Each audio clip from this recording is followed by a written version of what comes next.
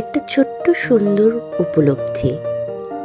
আপনি যদি উপরওয়ালাকে বলেন যে আপনি ম্যারাথন জিততে চান, তাহলে তিনি আপনার পায়ে শক্তি দেবেন, কিন্তু দৌড়টা আপনাকেই দিতে হবে।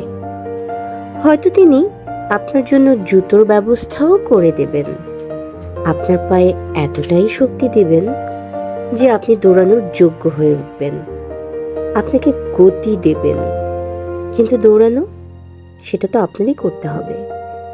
আপনি পড়ে যাবেন, আবার উঠবেন, আবার দৌড়াবেন, আর এভাবেই আপনাকে গন্তব্যে পৌঁছতে হবে।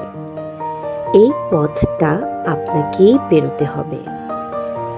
ঈশ্বর পথ দেখান, কিন্তু চলতে আমাদেরই হবে। ধন্যবাদ।